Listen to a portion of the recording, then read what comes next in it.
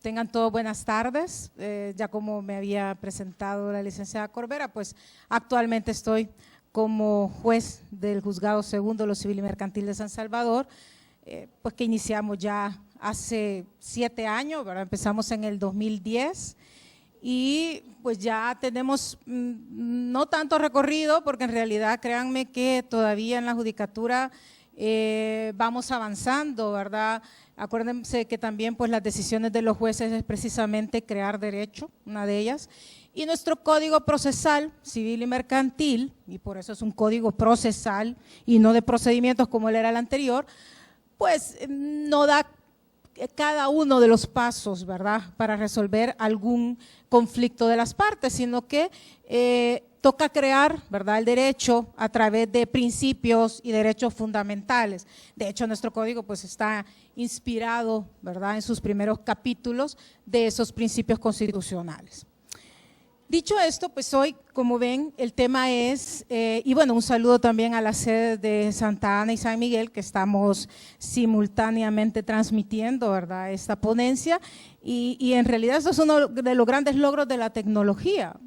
Si vemos, el tema que toca ahora es impugnación de la prueba electrónica, y créanme que este es un tema bastante novedoso en el ámbito procesal, ¿verdad? Pero en realidad vemos cómo la tecnología avanza a pasos agigantados, y de hecho estuve revisando aquellos inventos que se dieron en la época de nuestro anterior Código de Procedimientos Civiles, y uno de los inventos más o menos en el año en que el Código de Procedimientos Civiles se emitió, pues, o se decretó, más bien dicho, el fonógrafo. Imagínense de aquella época, y hoy podemos hablar de tecnología tales como los drones. De hecho, vi hace poco una noticia que salió que hay empresas que ya han inventado un chip que se va a colocar, ¿verdad?, en la mano, y con eso se van a poder leer, ¿verdad? En vez de tarjetas de crédito, con eso van a poderse realizar compras, se va a poder accesar incluso a ingresar a alguna empresa, etcétera. Entonces vemos cómo la tecnología, señores, está avanzando, y de hecho por eso ahora hablamos de la era digital, ¿verdad? Porque todo en el sentido va a la luz de la tecnología, y el derecho obviamente no se podía quedar atrás, ¿verdad? Entonces, de hecho hay algunos autores, alguno de ellos, Joan Picó y Unoy, por ejemplo, hablan que se dan muchas fuentes electrónicas y que los medios de prueba están limitados. Las pruebas, las fuentes de prueba es así, son ilimitadas, manejan ellos en la doctrina, y que los medios de prueba son limitados a los que el código ha establecido, porque obviamente hay que saber diferenciar entre lo que es fuente de prueba y medio de prueba, ¿verdad? Ustedes saben, la fuente de prueba va encaminada a quien tiene el conocimiento, o sea, donde están almacenados los hechos que se realizaron, esos hechos históricos, y los medios de prueba, ¿verdad? Yo siempre lo asimilo a un carrito que lleva esa información hacia el proceso, ¿verdad? Porque obviamente la actividad probatoria va encaminada al convencimiento del juez. Entonces, esta ponencia, si bien es cierto, pues obviamente en razón del tiempo no voy a poder profundizar en algunos temas claves, pero sí por lo menos dar los lineamientos principales que les puedan servir a ustedes para su quehacer diario, ¿verdad?, su quehacer laboral diario. Veo que hay personas de diferentes sectores, hay también compañeros jueces, ¿verdad?, que nos acompañan en esta tarde, y eso es bueno porque en realidad entre todos construimos el conocimiento, ¿verdad?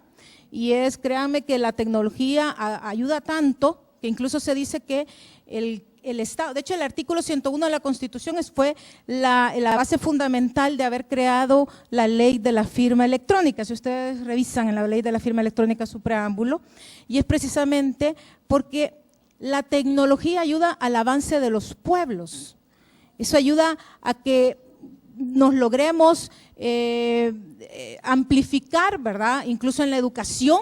Se habla eso incluso en ese preámbulo de la ley de la firma electrónica, porque ahora podemos llegar a más personas a través de la tecnología. como dije, este es un ejemplo claro, este día, porque estamos llegando no solo a San Salvador, sino que también a Santa Ana y a San Miguel.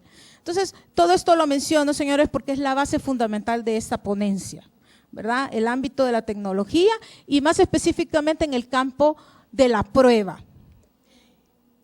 Para comenzar, aquí les presento un concepto clásico de prueba, ¿no? El que siempre hemos manejado. Y dice que es la actividad de los sujetos procesales dirigidas a obtener la convicción del juez o tribunal, porque ya aquello de querer encontrar la verdad formal, la verdad real, eso ya no, sino que lo que estamos tratando de ver es que efectivamente convenzamos al juez de lo que alguna de las partes le está diciendo es cierto, ¿verdad? Y dice, sobre la preexistencia de los hechos afirmados por las partes, intervenidas por el órgano jurisdiccional. Ese es uno de los conceptos clásicos de prueba y por ahí les he puesto también un concepto que da el autor Montero Aroca. Pero ese es un concepto clásico de lo que debemos de entender por prueba. Y obviamente aquí se basa, por ejemplo, Montero Aroca, que trata la legislación española, en conceptos clásicos como, por ejemplo, cuál es el sistema de valoración de la prueba. Obviamente nosotros tenemos un sistema mixto de valoración y por eso esta definición que da él se nos acoge mucho a nuestra legislación. Pero para el concepto de lo que es prueba electrónica, debemos de tener muy presente el tema de lo que es el dispositivo electrónico. Porque esa va a ser la base fundamental si estamos hablando de prueba electrónica o de alguna prueba física, ¿no? Y es así como está este concepto, que es la información obtenida a partir de un dispositivo electrónico. Y ya vamos a ver en esto del dispositivo electrónico cuáles son las problemáticas que se acarrean en materia de doctrina, en materia de legislación en estos ámbitos.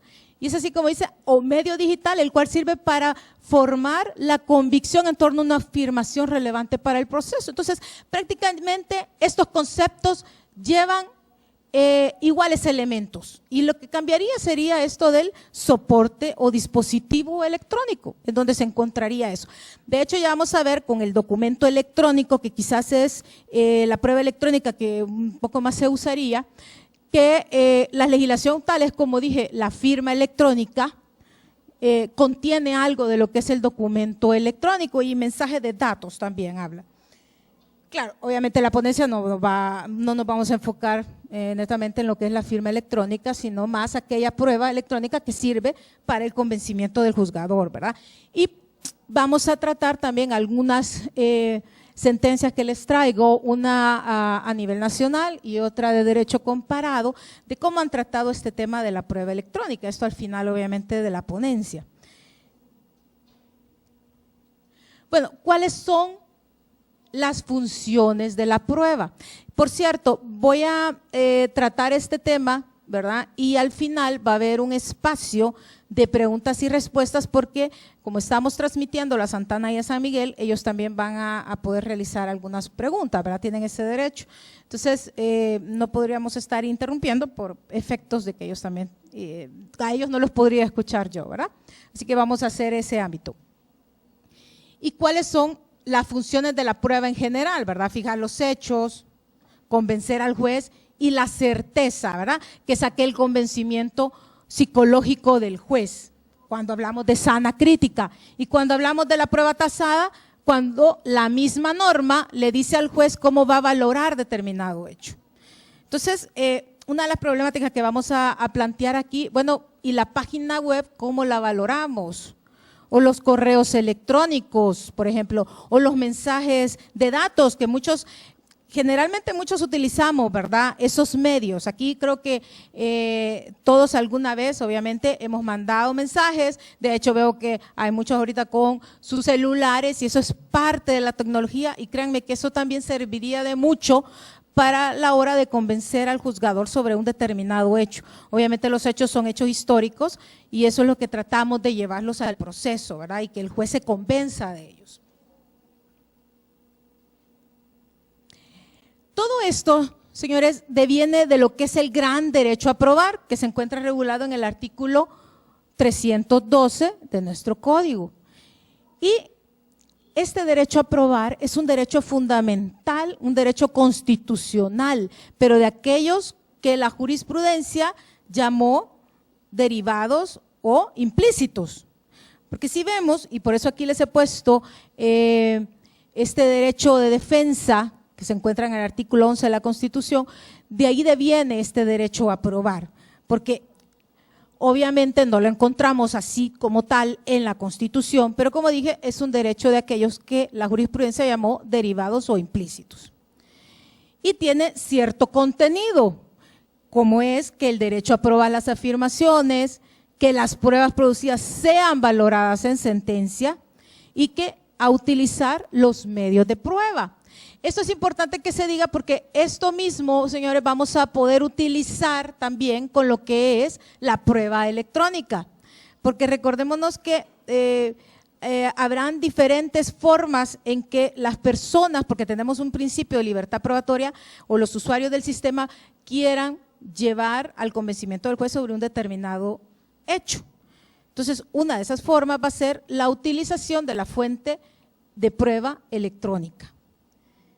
¿Y cuáles son los límites al derecho a probar? Pues la pertinencia, la utilidad y la legalidad, como todos sabemos.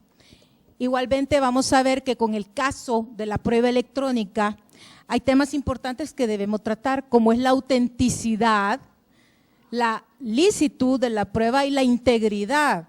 Y eso es un tema que lo vamos a ver incluso en las sentencias que este día les traigo, porque de hecho, tanto la Sala de lo Civil de nuestro país como el Tribunal Supremo de España han tratado ese tema, ¿verdad?, de la prueba electrónica, y eso es lo que ahora les voy a traer, ¿verdad?, cómo ellos han valorado eso y cómo han podido determinar algún hecho a través de, vamos a ver, de los twitters, o hay una sentencia importante que es la sentencia llamada del pantallazo, ¿verdad?, que es la que vamos a ver al final. Bueno, aquí nada más y brevemente establecer cuáles son los principios de la actividad probatoria, que creo que todos conocemos, ¿verdad? Y que son el principio de aportación, importantísimo, porque obviamente en el tema de la prueba, a quien le compete probar es a las partes. Al juzgador le competiría juzgar y hacer ejecutar lo juzgado, artículo 172 de la Constitución, ¿no? Pero a las partes les compete probar. Están principios tales como la comunidad de la prueba, el principio de inmediación, y se los quise traer este día porque obviamente son principios que también son en torno a la prueba electrónica.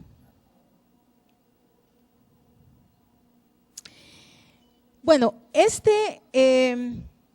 los medios de reproducción del sonido, voz o de la imagen y almacenamiento de la información ha sido la gran novedad ahorita en nuestro código, porque créanme que en el año en que se decretó el Código de Procedimientos Civiles, esto era totalmente impensable. De hecho, pues yo vengo de tribunales en los cuales aplicaban el Código de Procedimientos Civiles, y el que una de las partes llevara al juez un CD o una grabadora donde estuviera contenida la voz de alguien estableciendo o aceptando un hecho, era totalmente inaceptable e inadmisible, ¿verdad? Y se recuerdan que nuestro anterior código pues estaba bajo el sistema de valoración de la prueba tasada eminentemente, ¿no?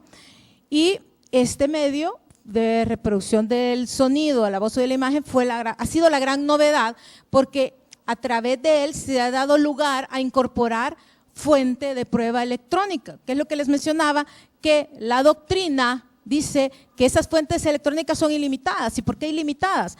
Porque así como va avanzando la tecnología, como dije, de hecho hoy se están discutiendo temas como si los drones afectan la libertad del individuo.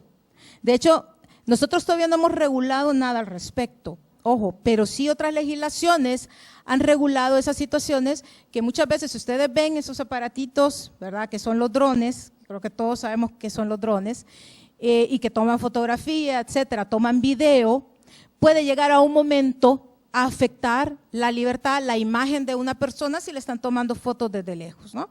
Entonces, otras legislaciones sí, ya tienen alguna regulación al respecto, nosotros todavía no, pero considero que a eso vamos por el hecho de los avances, cómo van avanzando la tecnología. Los drones tendrán que apenas un par de años en que nosotros hemos conocido de ellos. Como le dije, ese chip, imagínense hacer ustedes una compra a través de un chip que les han insertado en su cuerpo.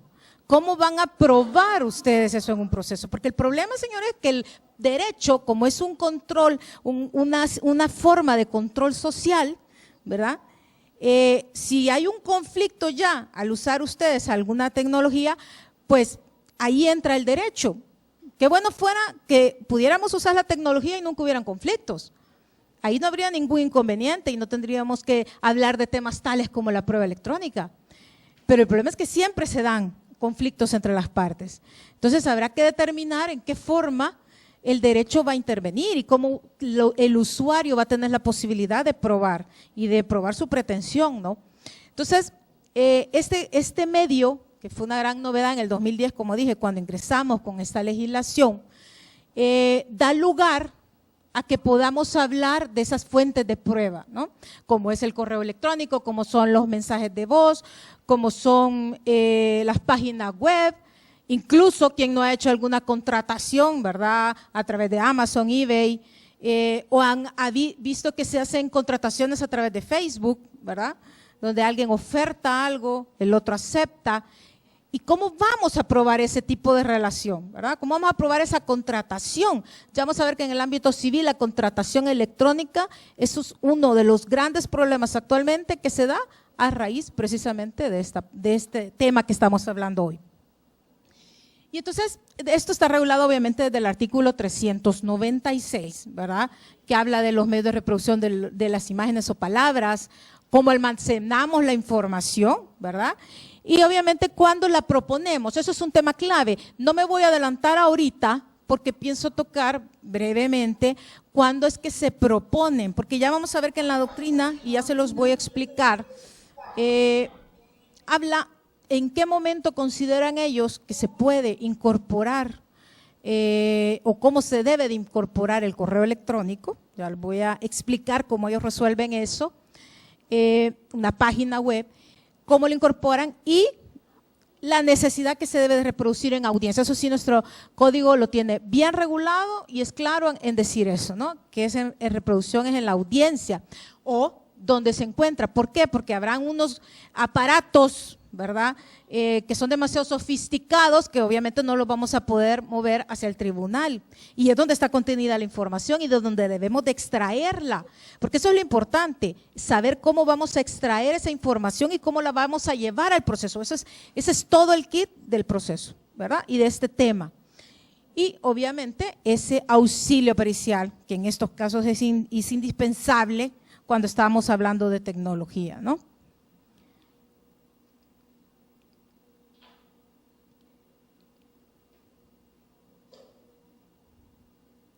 Bueno, aquí les he tratado de traer tres grandes áreas respecto a la problemática de la prueba electrónica. La primera es que no existe una regulación específica sobre prueba electrónica, y eso creo que lo platicábamos al inicio con uno de los presentes aquí, que esto está dando grandes problemas. ¿Por qué? Porque veo que aquí hay personas de diversas áreas, ¿verdad?, en su trabajo. Hay personas, entiendo, bueno, hay jueces, obviamente, personas que conozco, y personas de universidades, veo personas del Seguro Social, personas de gobernación, etcétera, y que a todos nos interesan estos grandes temas, porque en realidad, señores, son temas novedosos, ¿no? Y créanme que no hay una regulación específica que hable cómo tratar a la prueba electrónica. Nosotros lo más que tenemos cerca de esos temas es obviamente el artículo 396 y siguientes del código, que habla de los medios de reproducción del sonido, voz o de la imagen, etcétera. Y aquí les he puesto también la firma electrónica, porque obviamente eso es una gran novedad. De hecho, ya vamos encaminados a crear lo que es el comercio electrónico, ¿verdad? Ya hay algún tipo de sondeo al respecto, pero ahorita lo que sí que tenemos es la ley de la firma electrónica, que trata temas como lo que es el documento electrónico, ¿verdad? Que, como dije, no vamos a ahondar en eso, ¿verdad? Eso sería tema obviamente de otra ponencia, pero sí es necesario mencionarla porque pues habla, ¿verdad?, de lo que es la firma electrónica simple, la certificada, y cómo estas van a tener validez dentro del proceso. De hecho, esta ley de la firma electrónica habla más de la firma electrónica certificada, que es a la que sin duda alguna se le va a dar bastante validez, ¿no? Pero no hay esa regulación específica. Y así en muchas legislaciones, todavía no se ha creado algo que nos regule específicamente. Como dije, hay un gran problema respecto a la afectación de derechos fundamentales con lo que es la tecnología, los avances tecnológicos.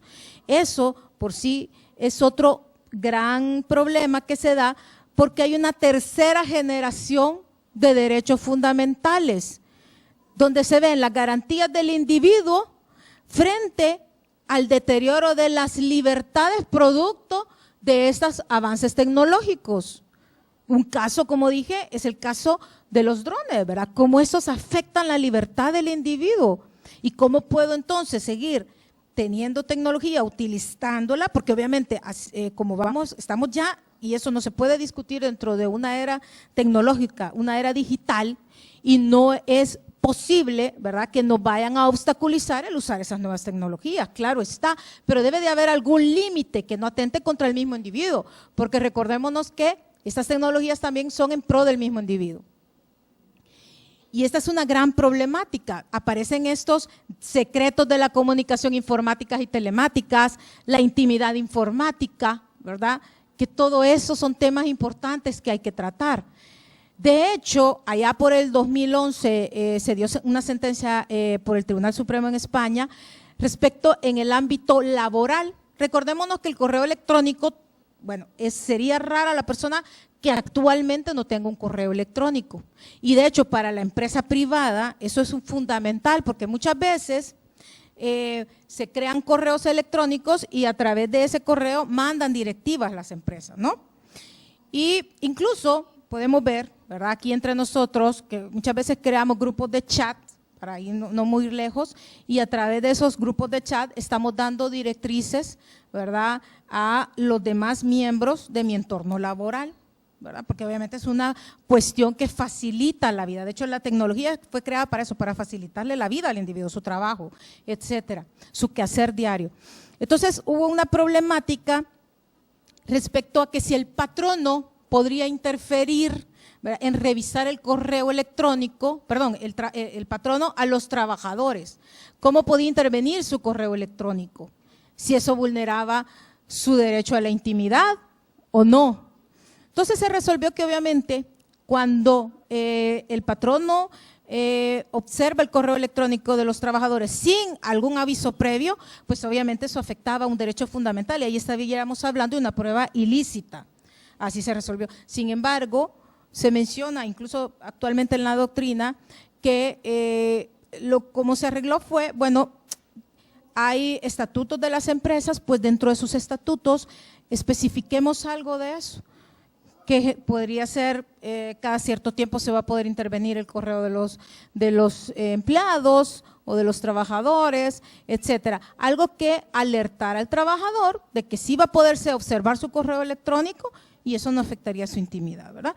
Porque obviamente se le estaría avisando de eso. Ustedes ven también, por ejemplo, que en muchos locales hay cámaras de vigilancia en los bancos o lugares de ese tipo, restaurantes, que avisan que existen cámaras de videovigilancia para efectos, ¿verdad?, de que al estar la persona en conocimiento de esos medios tecnológicos, pues no se le estaría violentando su derecho a la intimidad, ¿verdad?, a su honor, a su imagen. Y de esa forma, al no violentar ningún derecho fundamental, podríamos estar utilizándolo esto como un medio de prueba lícito, porque allí eso es otro ámbito, ¿verdad? La licitud es obtención de la prueba electrónica. Y otra problemática también que se está dando y que se los traigo este día es que a nivel internacional, las Naciones Unidas a través de la UNCITRAL, la CENUDMI, que por sus siglas en español es la Comisión de las Naciones Unidas para el Derecho Mercantil Internacional, recomienda una adecuación a la legislación de cada país y se emitió el documento Legal Value of Computer Records, ¿verdad?, que dicho documento se expresa que las normas relativas a prueba sobre los registros de computadoras no pueden obstaculizar la tecnología emergente. Y eso es lo que los Estados miembros de las Naciones Unidas pues también deben de respetar, ¿verdad? Entonces me pareció interesante traérselos a colación.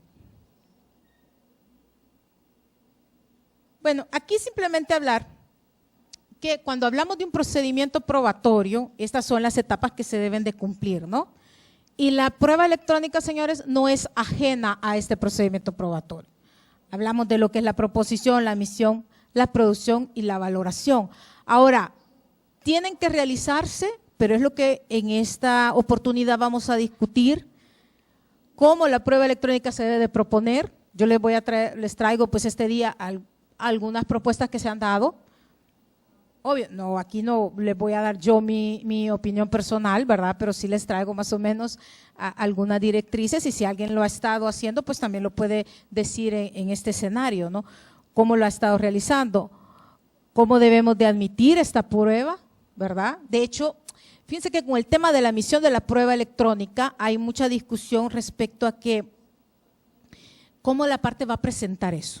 Es decir, ya vamos a ver que se puede impugnar la admisión de la prueba electrónica. No obstante que nuestro código dice claramente que cuando el juez admite o rechaza una prueba, no puede ser esto objeto de algún recurso, ¿no?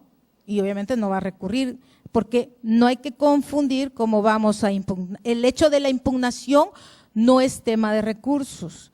La impugnación es cómo le vamos a quitar validez a la prueba, para que el juez no la tome en cuenta a la hora de tomar su decisión.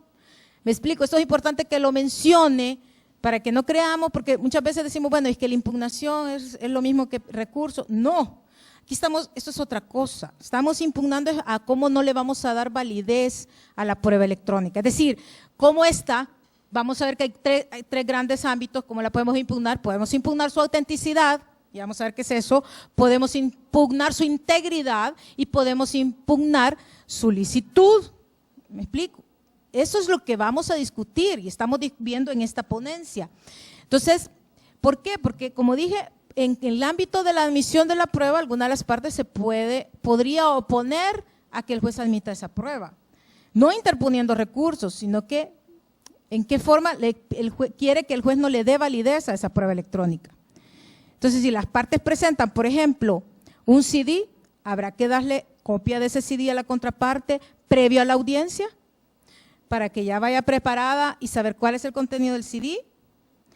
Y en el momento de la producción, la parte podrá impugnarlo, podrá impugnar esa validez previamente a la audiencia. Esas son las interrogantes que hay que hacernos, señores, al momento de ponerlo en la práctica, de estar dentro del proceso. La producción, que como dijimos, nuestro código dice que va a ser en la audiencia o, dependiendo de el aparato donde se contiene la información, si nos vamos a tener que trasladar, porque hay maquinaria tan sofisticada que incluso necesita de expertos para poderla manipular, ¿verdad? Entonces, todo eso es lo que se ve. Y obviamente la valoración, ¿verdad?, que se va a dar luego que se impugne o no se impugne esa prueba electrónica. En cuanto a la admisibilidad de la prueba electrónica, estas, y como ya se los había dicho, son los tres ámbitos que todo juzgador debe de tomar en cuenta a la hora en que va a admitir y valorar determinada fuente de prueba electrónica. ¿Cuál es la autenticidad? Y cuando hablamos de autenticidad, estamos viendo, bueno, la ponderación o la determinación del autor original con el supuesto autor de la prueba. Caso, un correo electrónico, podemos discutir si efectivamente ese correo electrónico es del supuesto autor, ¿verdad? O no. O le pertenece a otra persona. Vemos también el ámbito de la integridad, ¿verdad? Que aquí vamos a ver si efectivamente, y depende cómo, ya les voy a mencionar cómo es que muchas veces se puede aportar esta prueba más adelante, pero vemos si en el caso se aportara una prueba electrónica, por ejemplo, una página web a través de una impresión, saber si efectivamente esa impresión es la misma del original. Ojo, una de las formas de aportar eso es a través de una impresión. Ya vamos a ver que hay otras formas, bastante novedosas, les aclaro, que que hasta el momento lo que en los tribunales, y no sé si los jueces que están presentes puedan después mencionar algo de sus experiencias, pero hasta el momento y la mayoría de casos se presentan impresiones. Eso es lo que generalmente se presenta actualmente, pero ya les voy a mencionar otras formas que se han establecido para aportar prueba, ¿no? Y obviamente el gran tema de la licitud, saber, y esto simple y sencillamente es ver si se ha vulnerado o no algún derecho fundamental. Se menciona también problemáticas, bueno, en diversas áreas. En el área laboral, lo que les mencionaba respecto a esa intervención que puede tener el patrono sobre los correos electrónicos de los trabajadores. En el ámbito penal, ¿verdad? Por si aquí alguien también se ocupa de ese ámbito, hablamos de los delitos informáticos, ¿verdad? Ese es otro gran problema. Y en el área civil, que es el que nos importa en este día, se habla de la contratación electrónica. La contratación electrónica hay una problemática debido a que ya hablamos de espacios virtuales de contratación. Es decir, ya no necesariamente nos vamos a sentar físicamente a hacer algún contrato, a estar de acuerdo en las cláusulas de ese contrato, sino que va a ser en un espacio virtual. Alguien va a poder estar desde su computadora allá en China y puede ser que la otra persona esté aquí en El Salvador, ¿verdad? Y el ámbito es un ámbito virtual en el que se llevó a cabo la contratación, esa oferta y esa demanda, ¿verdad? Que son los gérmenes de toda contratación. Entonces, todas esas son las problemáticas. Bueno, ¿y qué legislación va a ser la correspondiente para dirimir algún conflicto suscitado a través de esa contratación, etcétera? Son los problemas y las dudas que tenemos que plantearnos dependiendo del caso. Y hay una sentencia interesante del Juzgado de Primera Instancia de Castellón de la Plana, de junio de 2008, que dice, y habla, señores, de un principio de equivalencia funcional. Yo creo que la mayoría de los que estamos aquí ya hemos escuchado ese principio, porque en esta legislación de la ley de la firma electrónica también se habla de este principio en el ámbito del documento electrónico. Y no es más que equiparar la función jurídica que tenga un documento en electrónico al que va a tener un documento en físico. Debe de dársele la misma función y tendrá la misma validez, independientemente que uno esté en físico y otro en soporte electrónico, ¿verdad? Entonces, ya esta sentencia tocaba este principio de equivalencia funcional, que como dije, nosotros pues hasta la ley de la ley de la firma electrónica, que por cierto creo que fue estar vigente desde 2016, si no más recuerdo, ¿verdad? En abril, por ahí, habla ya de estos temas, ¿verdad? Y más específicamente en relación al documento electrónico. Entonces, me pareció interesante también porque es lo que debemos de ver cuando tratamos de ver la problemática de cómo vamos a aprobar esa contratación electrónica, ¿no?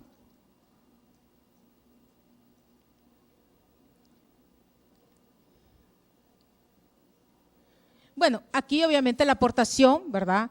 Que ya vamos a discutir cómo esa aportación, ¿verdad? Se puede dar generalmente y obviamente con la demanda para el caso de la parte actora, tendría que mencionar eso, ¿no? Y acreditar o proponer esa prueba electrónica, ese medio de prueba y su reproducción en audiencia. Y para el caso de la parte demandada, pues obviamente cuando contesta la demanda. La doctrina en ese caso ha mencionado, y no sé si acertadamente o no, cada quien tendrá que decidir, que si es una fuente de prueba vinculante y necesaria para probar la pretensión, debería de aportarse liminarmente. Y si es decir, y ahí habría que ver respecto al principio de preclusión de la prueba, porque ustedes saben que la única prueba que precluye es la prueba documental. El resto de pruebas, señores, va a ser el artículo 292, por ahí por el 310 y 317 del Código.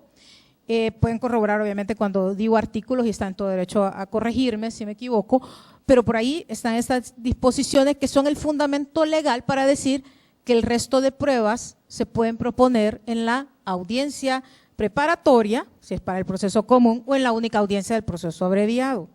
La que sí siempre tiene que incorporarse es la prueba documental. Entonces, hay discusión respecto a que, bueno, ¿en qué momento tengo que aportar esta prueba? Porque si ustedes ven del artículo 396 y siguientes, habla más que todo de cuando es un documento electrónico, ¿verdad? Que obviamente ese debería de aportarse liminarmente para cualquiera de las dos partes en su primera intervención al proceso. Pero el resto de prueba o fuentes de prueba, ¿cómo se hace, no? Entonces eso es algo que estos escenarios son importantes porque entre todos podemos ir construyendo este conocimiento, ¿no? Bueno, aquí hablarles que obviamente podemos hablar de un juicio de impugnación cuando se admite esa prueba con anterioridad a la valoración de la prueba, porque obviamente cuando ya se reproduce la prueba, también le nace el derecho a la parte de impugnarla. Como dije, no de presentar un recurso sobre cuando se admite o no, sino que sobre la validez de esa prueba. Estamos impugnando es hablar de que esa prueba no se le tiene que dar valor porque o no es auténtica, o no es íntegra, o no es lícita, ¿verdad? Y aquí les pongo que también puede ser después de la valoración, porque incluso podría considerarse ya en una apelación, tomar ese punto a que la Cámara tome una decisión al respecto, ¿verdad? A esa prueba electrónica. Entonces, se pues tratado de poner aquí estos tres momentos. Luego de todo esto, en general que les he mencionado, de este grande enfoque y de este gran importante tema de lo que es la prueba electrónica, he traído aquí algunos casos. Obviamente, como dije, las fuentes de prueba electrónica, señores, son ilimitadas. O sea, con solo que hablemos de soporte electrónico y con los avances de la tecnología, es imposible que alguien haga un listado de cuáles son las fuentes de prueba electrónica, porque la imaginación del ser humano va avanzando tanto y sus necesidades son tantas que la tecnología también así va avanzando para resolver las necesidades del individuo, ¿verdad? Por eso es que se dice, las fuentes son ilimitadas, los medios son limitados. ¿Por qué? Porque esa fuente la podemos incorporar al proceso a través de los medios que están regulados en el código. Y ya les voy a mencionar por qué. Pero aquí les traigo lo que es el documento electrónico, ¿verdad? Que es un caso de prueba electrónica y me parece importante mencionarlo en primer momento porque es el que más tiende a ocuparse actualmente. Y dice, aquellos documentos contenidos almacenados en equipos o soportes informáticos. Y como dije, importante es el soporte electrónico en el que se encuentren. El artículo 3 de la Ley de la Firma Electrónica habla de un concepto de documento electrónico y el artículo 4 trata el principio de equivalencia funcional que ya les había mencionado, donde la misma función jurídica que cumple un documento en físico la tendría que cumplir un documento electrónico, ¿no? Y el artículo 8, que los documentos de soporte electrónico utilizando firma electrónica tendrán el mismo valor que los consignados de manera tradicional, ¿no? Entonces, esto articulado de la Ley de la Firma Electrónica es lo más cercano, ¿verdad?, en disposición legales respecto a la prueba electrónica. Otro gran caso es lo que es el correo electrónico. Todos, señores, son instrumentos informáticos. Lo que es el documento electrónico, mensajes de datos, páginas web, el correo electrónico, todos constituyen instrumentos informáticos. Y aquí les traigo un breve concepto de correo electrónico, porque muchos sabemos qué es, pero tecnológicamente, ¿cuál es su concepto? Y es sistema eficaz, cómodo e instantáneo de comunicación entre un emisor y uno o varios destinatarios. Fíjense que esto es importante, porque si vemos, la tecnología rompe barreras de tiempo y espacio. Alguien puede tener allá a las 12 de la noche, nosotros tenemos 3 de la tarde, y instantáneamente nos podemos estar comunicando, ¿no? Y este es de los más básicos porque todos hemos utilizado y todos tenemos algún correo electrónico y si no varios. Pero en este tema del correo electrónico también se discute, bueno, y el correo electrónico puede ser un correo electrónico de una sola persona o de más personas, porque yo he visto casos que, por ejemplo, alguna pareja de esposos pueden tener el mismo correo electrónico y quizás solo uno de ellos quiso comprar, ¿verdad?, o quiso vender algo de su propiedad a través de un correo que se le ofreció a algún amigo. ¿Quién sería el autor de ese correo? Porque si se dan cuenta, también cada correo tiene a veces firma, ¿no?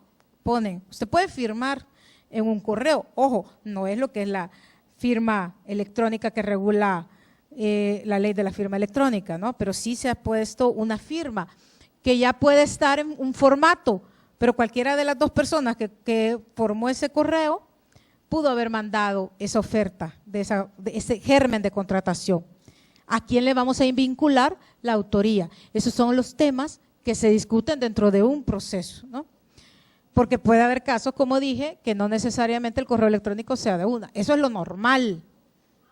Pero se puede discutir, bueno, mire, pero es que este correo electrónico no le pertenece solo a una persona, sino que a varios, ¿no?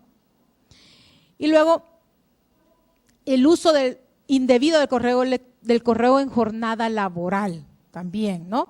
Y fiscalización del patrono del correo electrónico del empleado, porque pueden haber también incluso muchos abusos del uso de este correo electrónico.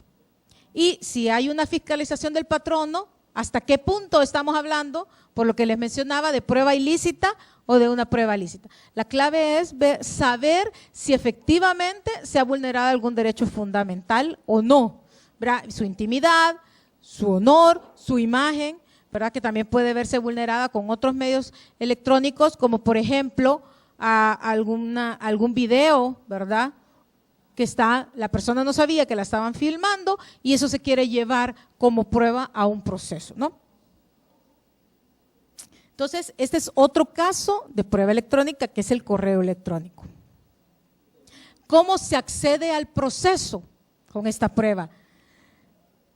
Las principales formas de acceder con un correo electrónico son a través de una copia impresa o a través de un acta notarial, porque muchas veces simplemente con llevar una copia impresa del correo electrónico, así se incorpora ese correo electrónico. Otra cosa es que la contraparte lo impugne. Y ya vamos a ver la solución que se da en la sentencia emitida por la Sala de lo Civil respecto a esa circunstancia, porque efectivamente se incorporó como copia un retweet más bien, se incorporó como una copia y vamos a ver qué es lo que hizo la contraparte y qué decisión le dio la sala. Pero el kit del asunto es saber si mi contraparte me lo va a impugnar o no, porque yo lo puedo acceder al proceso como una copia impresa de mi correo o un notario, ¿verdad?, que dé fe de lo que fue de esa impresión de correo electrónico, o incluso que ese notario navegue en el internet, se meta al correo electrónico de determinada persona y dé fe de lo que está viendo en ese momento y que de ahí proviene un correo electrónico y que ese correo electrónico lo remitió tal persona, etcétera. Entonces, ven cómo también esa sería una forma un tanto más garantista, ¿no?, de la fe notarial que le imprime el notario, ¿no?, al navegar en ese correo. Ahora, con respecto a la página web, que son documentos electrónicos publicados en internet, colocados en servidores a los que se accede para ver la información que contienen. Para interpretar una página web se requiere de una herramienta de software, como es el Explorer, Mozilla, Firefox, y eso me ayuda para interpretar el código HTML, que lo que me sirve es para orientar la difusión de información y de conocimiento. Eso es lo que implica, tecnológicamente hablando, una página web. Esto me pareció interesante traerlo a colación, porque obviamente aquí las personas que estamos, pues somos expertos en el derecho, pero quizás en el ámbito tecnológico, algunos un poco más y otros un poco menos, ¿no? Pero para conocimiento general, esto implica una página web. Y cómo se accede al proceso a través de una página web. Esto es importante, como dije, para el momento de llevarlo a cabo a un proceso. Y una de sus formas es también con interrogatorio de partes o testigos. Si se dan cuenta, en el artículo 325 se habla de la prueba material o tangible. Esa, señores, podría ser una forma de incorporar esto a través de algún testigo, ¿verdad? Y hacer mención de esa página web, o también como un documento privado, que es lo mismo, una impresión de la página, o un documento público, que era lo que mencionaba también en el correo electrónico, que puede ser a través de un notario, que el notario, ¿verdad?, navegue en la página y dé fe de lo que está observando en esa página. Dependerá, como dije, de qué es lo que queremos establecer como hecho acreditado de la página web, ¿verdad? Y obviamente una prueba pericial, que eso la mayoría de veces es la que más ayuda en la prueba electrónica, o incluso cuando al juez se le pide un reconocimiento judicial. El juez también puede navegar por la página auxiliado de un perito y hacer constar lo que observa con sus sentidos, porque obviamente eso es el reconocimiento judicial. Por eso que yo les mencionaba, las fuentes pueden ser ilimitadas, pero podemos accesar a través de cualquiera de los medios de prueba que tenemos ya regulados. Como dije, como una prueba documental, podemos a través de un reconocimiento judicial, una pericia, una prueba pericial, ¿verdad?, etcétera. Así podemos, señores, también accesar, ¿verdad?, al proceso este tipo de fuentes de prueba. El mensaje de teléfono móvil, aquí más o menos les he planteado qué es ese mensaje de teléfono móvil, ¿verdad?, que se encuentra en nuestros aparatos, ¿verdad?, y cómo quizás es el medio que más utilizamos. Si se fijan, Facebook hace poco es que se ha estado utilizando más porque se incorporó la app al teléfono. Y de hecho, ha sido quizás uno de los mayores que le dio más realce a este Facebook, porque cuando solo estaba incorporado y se podía accesar a través de un computador, pues no había muchas personas que accesaran a él. Fue hasta que se incorporó como app dentro del teléfono que tuvo mayor acogida entre todas las personas. Entonces, y eso obviamente porque el teléfono móvil es una herramienta que todos utilizamos y que también a través de él, porque podemos mandar mensajes de texto o mensajes de voz, ¿verdad?, a través de ese teléfono, y ese mensaje de texto o mensajes de voz, ¿verdad?, que se encuentran incorporados en el teléfono, pueden servir como fuentes de prueba, porque ahí se encuentra la información. Una fotografía también digital, ¿verdad?, que igual se puede incorporar como prueba documental, pero cuando es una prueba fundamental que va a tener vinculación directa con la pretensión, es cuando la doctrina ha dicho, bueno, es que si no se presenta liminarmente, esta prueba tendría que precluir. Pero entonces la estamos equiparando netamente a prueba documental, ¿verdad? Entonces eso es lo que ya en cada caso particular el juzgador tendría que decidir para ver si admite o rechaza esa prueba, porque obviamente la legalidad es uno de sus límites al derecho a probar y dentro de la legalidad pues está esa forma en que se va a aportar, ¿verdad? Si la aportaron en tiempo las partes o no, ¿verdad? Y esa es la gran discusión también en torno a la fotografía digital. Dicho todo esto, y como dije, pues este tiempo no es suficiente para que ahondemos, ¿verdad?, en todos estos grandes temas, pero aquí les he traído una sentencia a nivel nacional y una sentencia española que han tratado ese tema de cómo valoran la prueba electrónica. Y creo que, no obstante que estas sentencias no son vinculantes para ningún juzgador, pero sí pues dan algunos lineamientos, ¿no?, a los jueces para el momento de tomar una decisión al respecto. Esta sentencia es la sentencia, aquí les he puesto la referencia para el que la quiera ver, 12 APL 2016 de la Sala de lo Civil del 24 de agosto 2016. Imagínense, un día como hoy, hace un año, ¿no? Y dice, se presentó escrito a la Cámara Segunda de lo Laboral por pago de indemnización por despido injusto. Estos señores fue contra el Estado de El Salvador en el ramo legislativo, porque era la Asamblea Legislativa a la que se estaba demandando, un trabajador de la Asamblea. Y era, lo hecho en concreto, era una persona de cargo de colaborador de empresa que ingresa a trabajar el 2 de julio 2010 en la gerencia de comunicación y fue despedido el 12 de noviembre de 2015. Aquí está mal puesto, pero es 2010. Y se opuso y alegó, esto obviamente por la asamblea, una excepción de terminación de contrato sin responsabilidad para el patrón. Aquí el que maneja el laboral, he puesto el articulado, porque obviamente cuando es despido justificado, pues no hay ninguna responsabilidad para el patrono, ¿verdad? Entonces eso fue la excepción que dijo la Asamblea Legislativa.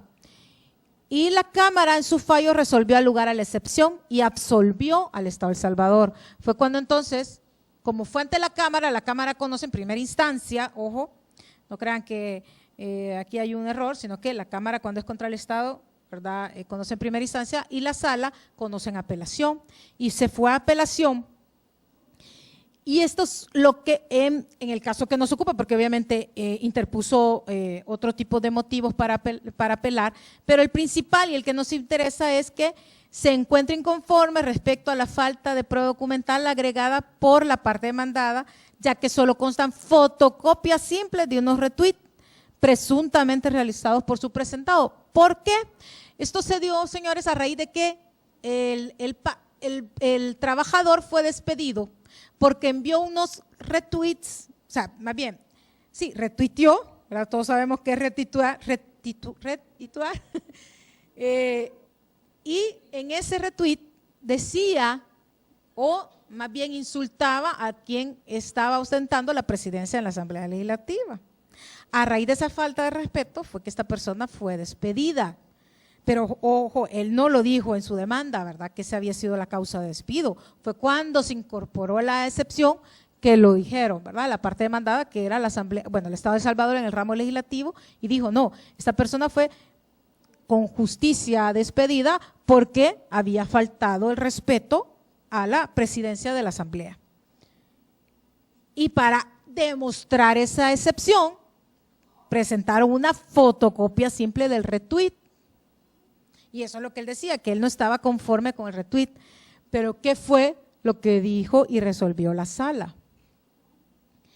La Sala da una distinción entre fuente de pruebas o hechos realidad y los medios de prueba. Bueno, eso entre grandes cosas. Luego dijo también la Sala que la doctrina española consideraba como fuente de prueba a las imágenes, las palabras y sonidos que son realidad pasada. Por lo que les mencionaba, ¿verdad? Que hay que saber distinguir entre fuente y medios de prueba.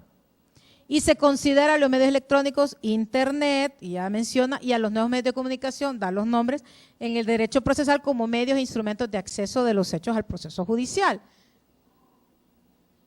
Eso es entre lo que menciona, pero lo que nos interesa, dice, y estas son palabras de esa sentencia, que la eficacia probatoria dependerá de la actitud procesal de la parte contraria, quien podría o no impugnarla, porque el kit del asunto es efectivamente la actitud que tiene mi contraparte.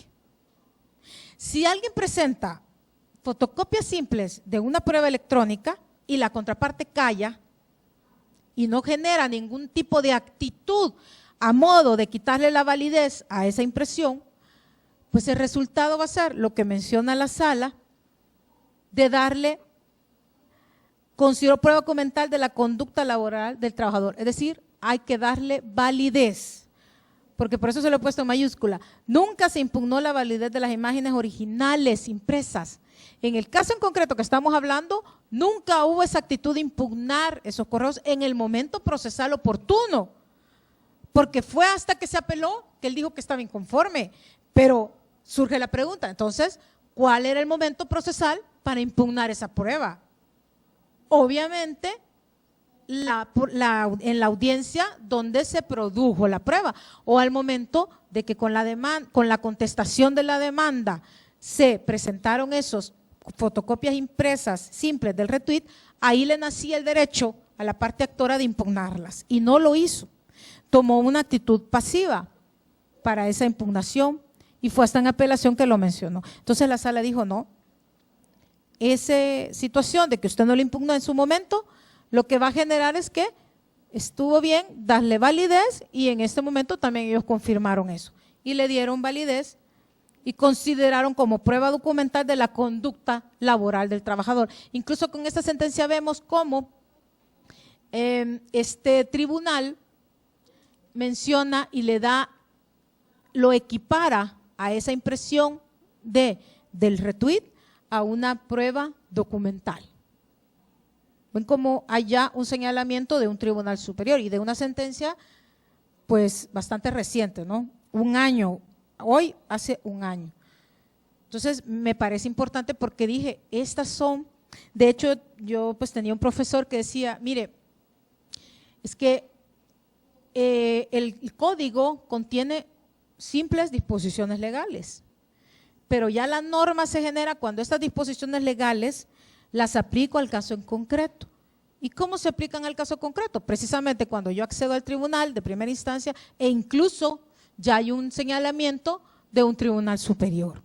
Entonces ya la norma tiene contenido, ya esa disposición se convierte en norma y en consecuencia aquí está unas consideraciones que el tribunal superior dio, de considerarlo como prueba documental. Este es otro caso de derecho comparado. Es la sentencia de la Sala de lo Penal del Tribunal Supremo del 19 de mayo de 2015. Les pongo el número de resolución también para efectos de quieran consultarlo ustedes. Y el que no, pues obviamente con gusto les puedo dar copia de esas sentencias. Igual fue un recurso de casación por infracción de ley, quebrantamiento de forma y vulneración de preceptos, y los hechos, aquí se los pongo y están en las diapositivas, pero básicamente se trató de un caso donde era una pareja que se separa, cada quien habían procreado 2 hijos, cada quien se lleva un hijo y la señora, la mujer, se lleva a una de las niñas. Ella vuelve a contraer matrimonio y el nuevo esposo, bueno, la sentencia no dice específicamente si era esposo o conviviente, pero entendamos que era esposo, empezó, la denuncia la da la menor porque manifestaba que el señor N, no voy a dar el nombre, cometía abusos sexuales en ella, ¿no? En la menor, y hubo esa denuncia penal. Una de las formas en que se trató de acreditar esos abusos a la menor fue porque la menor le empezó a contar estas cosas a un amigo. Y por eso esta sentencia, y ya le voy a decir por qué, se llama la sentencia del pantallazo. ¿Por qué? Porque se lo contó a través de Twenty. Twenty, yo estuve indagando y es una red de comunicación social allá en España, y le mandó un mensaje a través de Twenty, menciona la sentencia, donde le contaba todo lo sucedido al amigo. Entonces, básicamente, como acreditaron y cómo accedieron al proceso, esa información fue que primero la menor dio la clave de acceso a esa red social de Twenty para que un experto navegara en esa red social. Por eso se llama el pantallazo, porque él empezó a tomar impresiones, ¿verdad?, etcétera, y a tomar información. Esa fue una forma. Y la segunda forma fue que el amigo, quien había recibido esos mensajes a través de Twenty, fue llamado como testigo y llegó a testificar sobre el caso. Entonces, el Tribunal Supremo, y voy a adelantar las diapositivas porque tocan lo que les estoy mencionando ahorita, el Tribunal Supremo pues dijo, bueno, aquí dio ciertos lineamientos para considerar, y quizás uno de los más importantes y que me llamó bastante la atención es la reversión de la carga de la prueba. ¿Por qué? Porque empezaron a establecer que si yo como parte actora presento una prueba electrónica y mi contraparte me la impugna, entonces la carga de la prueba se revierte y a quien le compete probar la autenticidad, la integridad y la licitud es a la persona que la aportó. Por eso se habla de una reversión de la carga de la prueba, ¿verdad?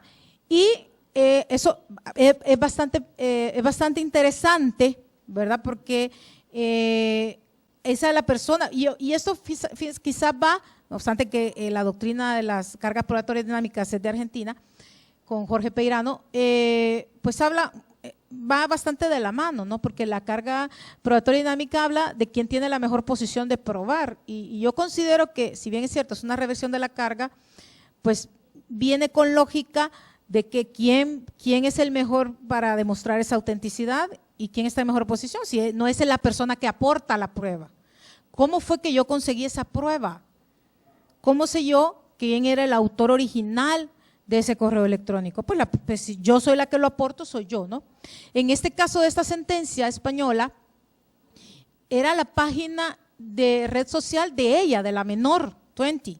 Entonces ella era si a ella le hubieran impugnado esa fuente de prueba, pues ¿quién estaba en mejor posición que ella, no? Y de hecho el Tribunal Supremo dijo, bueno, ella misma facilitó, dando su clave de acceso, permitió que alguien ingresara en esa página que era de ella, de su autoría, pues ahí se demostraba su autenticidad, y así lo demostró el Tribunal Supremo. Y obviamente, con mayor razón, cuando quien lo recibe también llega a declarar. ¿Ven? Como también la prueba electrónica, el Tribunal Supremo avala el hecho de que se incorpora a través de un medio de prueba, que era la prueba testimonial.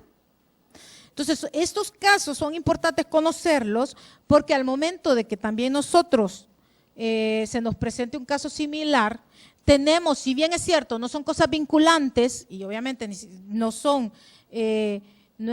temas de nuestra legislación, sí es bueno muchas veces que los jueces fundamenten en base a este tipo de circunstancias. Un juez puede, en su argumentación o fundamentación jurídica, tomar estos elementos también para robustecer su decisión, ¿no? Entonces, al final, que era la prueba esta, dice, y aquí es lo importante, la impugnación de la autenticidad de estas conversaciones, cuando son aportadas a la causa mediante archivo de impresión, desplaza la carga de la prueba hacia quien pretende aprovechar su idoneidad probatoria. Esos son términos exactos que aparecen en la sentencia. Y se requiere la práctica de la prueba pericial que identifique el verdadero origen de esa comunicación, la identidad de los interlocutores y la integridad de su contenido. Ven como aquí vemos siempre los temas de autenticidad, integridad y licitud. Y obviamente lo que yo les mencionaba, el Tribunal Supremo le dio total validez, ¿verdad?, a esa prueba, porque no fue impugnada en ningún momento. Entonces, este es un caso que les traigo también, ¿verdad?, porque yo sé que muchas veces el estudiar la jurisprudencia nos ayuda a tener un poco más claros estos panoramas, y máxime en temas tan complicados y tan novedosos como son la prueba electrónica, que como dije, los tribunales ya empezamos a tener esta índole de prueba, este tipo de prueba, pero todavía estamos armonizando nuestra legislación, ¿verdad? Que no tenemos, como dije, una regulación específica de cómo tratar esta prueba. Lo más cercano es los artículos del 396 y siguientes, que incluso ni siquiera, y si los observan, no hay qué sistema de valoración se le va a dar a este tipo de prueba. ¿Cómo la vamos a catalogar? Si la equiparamos a una prueba documental, tendríamos que irnos, y de hecho, cuando hablamos de documento electrónico, ¿verdad?, y por ese principio de equivalencia funcional, tendríamos que equipararlo a una prueba documental, y por ende el sistema de valoración tendría que ser el de la prueba tasada, ¿no?, donde la ley específicamente dice cómo se va a tener por valorada y cómo ésta se puede impugnar. Entonces, son temas que todavía estamos construyendo, y la mayoría de veces las pruebas que se están presentando son correos electrónicos, ¿verdad? También el presentar los mensajes que se dan en un teléfono móvil, eso ya también se han presentado como pruebas, y páginas web también, ¿verdad? Ya se han presentado también como medios de prueba, como fuentes de prueba electrónica en los tribunales. Esto es más o menos, y en términos generales, los que queríamos traer, ¿verdad?, este día, en este escenario, a colación, ante ustedes, para pues discutirlos. Con esto, señores, pues termino mi presentación. Si les gustó, les da un like y si no, pues una carita triste, no hay problema. Muchas gracias.